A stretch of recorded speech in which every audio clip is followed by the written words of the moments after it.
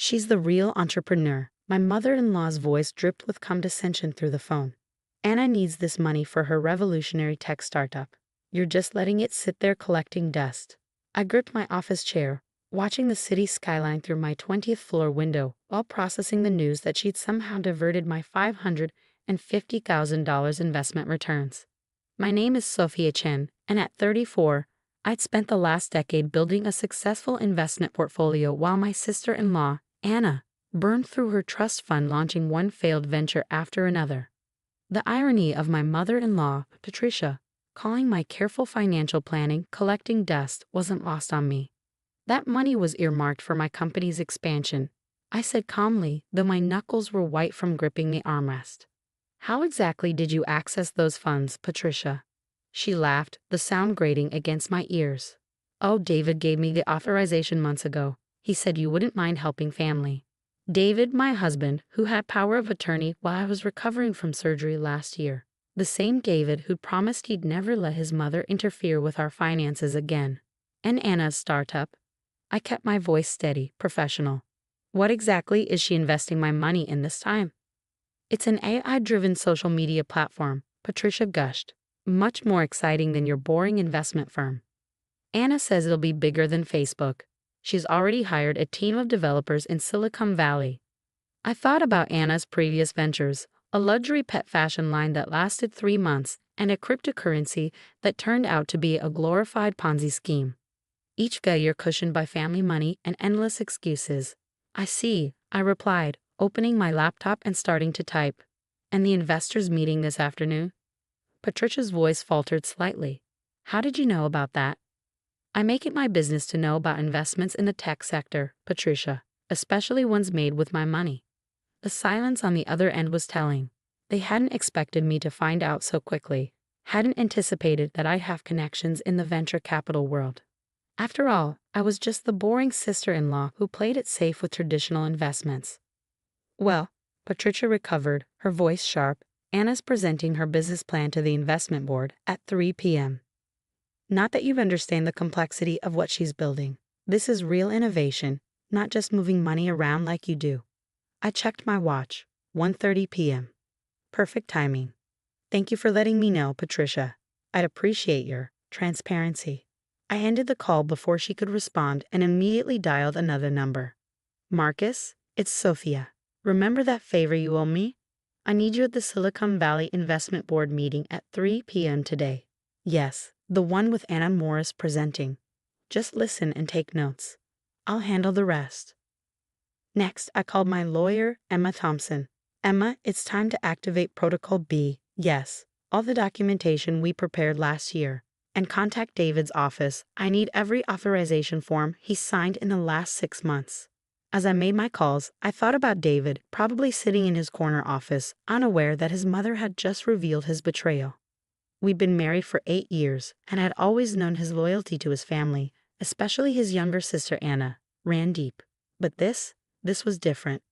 My phone buzzed with a text from Patricia. Anna says you're not invited to the investors' meeting. Don't try to interfere with her success just because you're jealous. I smiled, thinking about the real reason I'd stayed quiet on the call. It wasn't fear or shock that kept me calm, it was knowledge. Knowledge that Patricia and Anna, in their rush to grab what they thought was easy money, had walked right into a trap I'd set months ago. The investment returns they diverted? That account was a honeypot, a carefully monitored fund I'd set up after the last time they tried to borrow from my accounts. Every transaction was logged, every access attempt documented, and every dollar traceable. And now they were about to present a business plan to one of the most scrutinizing investment boards in Silicon Valley, using money they'd obtained fraudulently. I opened my safe and pulled out a thick file labeled Morris Ventures Documentation. Inside was every failed business plan Anna had ever pitched, every bankruptcy filing, every investor complaint. Next to it sat a smaller file with copies of every document David had signed in the past year, including the power of attorney forms and their carefully worded limitations. My phone buzzed again, this time with an email from Marcus confirming his attendance at the meeting. I leaned back in my chair, allowing myself a moment of satisfaction. Patricia and Anna thought they were finally putting me in my place, showing the boring sister-in-law what real business looked like. They had no idea they were about to learn a very expensive lesson about what real business actually entails. The investors' meeting wasn't just about Anna's latest doomed venture. It was about to become a masterclass in consequences. I picked up my phone one last time, sending a brief text to David. "We need to talk about the authorization you gave your mother. Dinner at home, 7 p.m. Then I turned back to my laptop, ready to set the next phase of my plan in motion. Sometimes the best revenge isn't just about getting even. It's about teaching people the true cost of underestimating you. The investors' meeting was in full swing when Marcus's texts started rolling in. I sat in my office, reading each update with growing satisfaction. Anna just claimed her platform has 100,000 beta users. Board asking for verification. Then, moments later, no documentation provided. She's sweating. I smiled, remembering Anna's previous presentations. She'd always had a flair for dramatic promises but struggled with the mundane reality of proof and documentation. Today would be no different.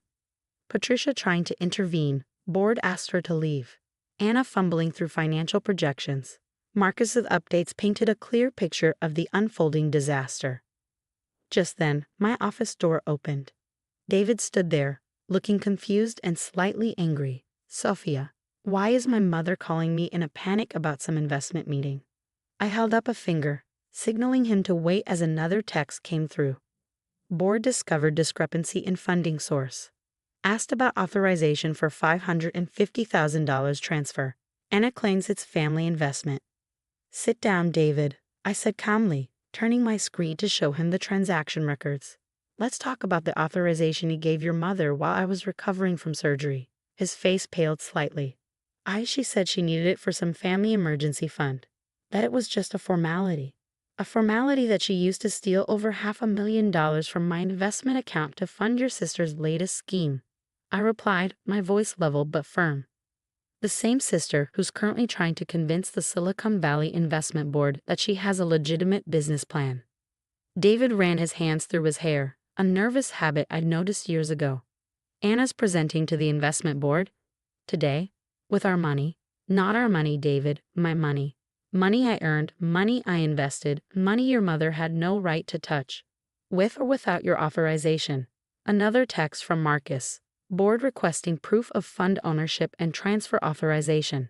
Anna claiming family trust arrangement. They're calling for documentation. I turned back to David, who was now pacing the office. "Your mother and sister thought they could use my investment returns to fund another one of Anna's fantasy startups. They didn't bother checking where the money came from or what safeguards I had in place." "Safeguards?" David stopped pacing, looking at me with growing unease. "That account they accessed? It's monitored by the SEC as part of a financial fraud investigation unit. Every transaction is logged and verified. Your mother's transfer triggered multiple alerts the moment she moved the money." The color drained from David's face. "The SEC? Sophia, you can't be serious. This is family we're talking about." "Family?" I stood up, finally letting some of my anger show. "Family doesn't steal from each other. Family doesn't abuse power of attorney. Family doesn't mock someone's hard work while trying to rob them blind." My phone rang. Marcus calling this time, not texting. I put him on speaker. "Sophia, you're going to want to hear this," he said. "The board just discovered Anna's previous failed ventures. They're asking about the cryptocurrency scheme from last year. She's completely falling apart." David sank into a chair, his head in his hands. "The crypto thing, that was just a misunderstanding. She didn't mean to defraud investors." I cut him off. "To run a Ponzi scheme, to drag our family's reputation through the mud. Which part was the misunderstanding?" David, another text flashed on my screen. Patricia trying to force her way back into meeting. Security called. I turned back to my husband, studying his defeated posture. "The board members aren't just investors, David. They're my colleagues, people I've worked with for years, people who know exactly who I am and what your sister tried to do with my money." "What are you going to do?" he asked quietly. "I'm not going to do anything," I replied. "The SEC will investigate the unauthorized transfer. The investment board will handle Anna's fraudulent presentation.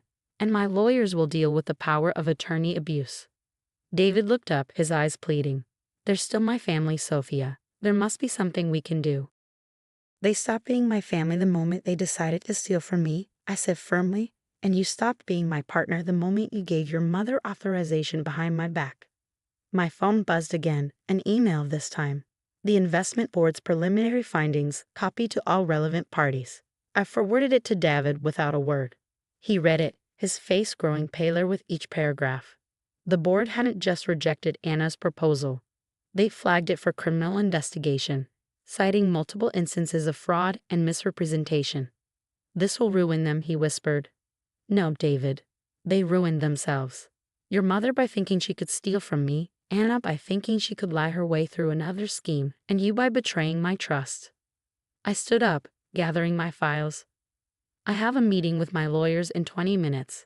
I suggest you use this time to think very carefully about whose side you're really on." As I walked to the door, David called out, "They're my family." I turned back one last time, "And I was your wife. Was that not enough?" Leaving it in my office, I headed to the conference room where Emma Thompson waited with her team. It was time to show Patricia and Anna exactly what happened when they messed with the wrong sister-in-law. Sometimes the quietest person in the room isn't the weakest. They're the one watching, learning, and preparing for the moment when justice finally comes calling. The fallout was swift and merciless. Within 48 hours of the investment board meeting, Anna's revolutionary startup was exposed as nothing more than an elaborate shell designed to attract investors without any real product behind it. The SEC investigation revealed a pattern of fraudulent behavior that stretched back further than even I had known. Patricia called incessantly, her messages switching between threats and desperate pleas. "You're destroying this family," she screamed in one voicemail.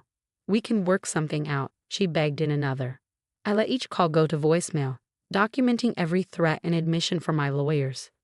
David moved out 3 days after our confrontation in my office. "I need time to think," he said, packing a small bag. "This is all happening so fast." "Actually," I replied, watching him from the doorway, "this has been happening for years. You just never wanted to see it."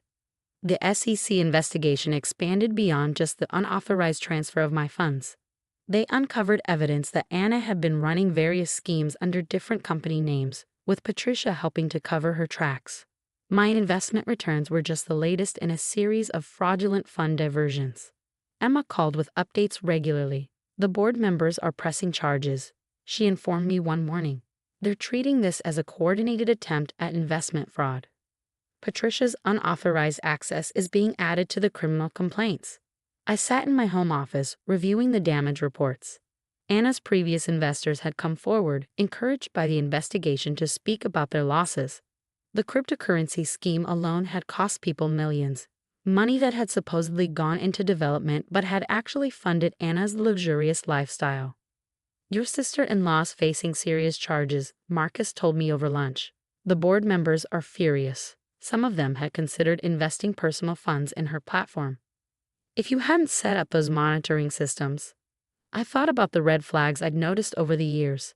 Anna's sudden expensive purchases after each investment round, Patricia's insistence on family loyalty whenever questions arose, David's blind defense of their actions.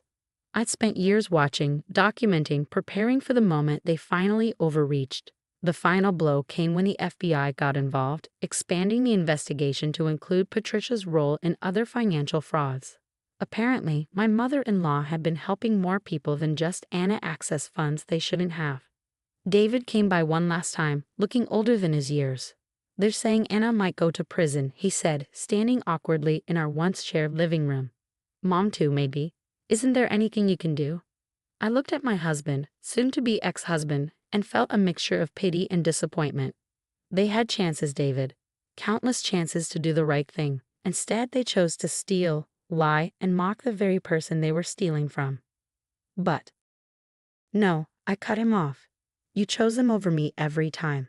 You gave your mother access to my accounts without my knowledge.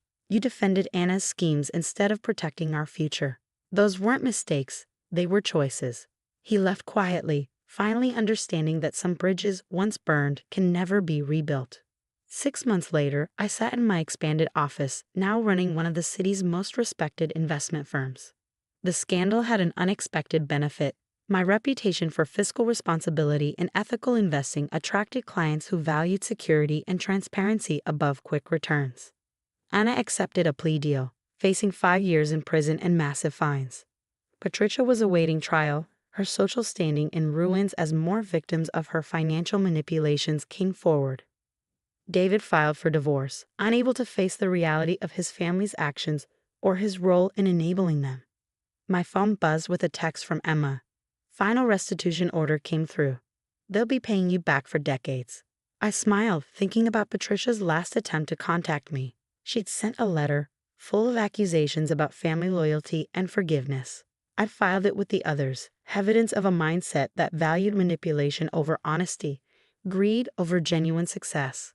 Looking out over the city, I thought about the quiet strength it takes to wait for justice rather than seek revenge.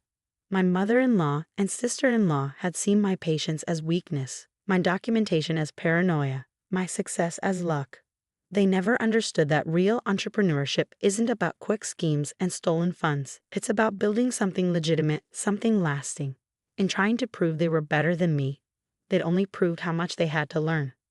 I closed the restitution file and turned back to my work. Sometimes the best response to theft isn't anger or immediate retaliation.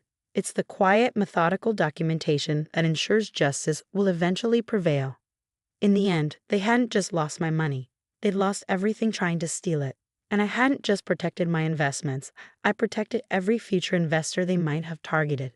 Sometimes the best revenge is simply letting people face the consequences of their own actions.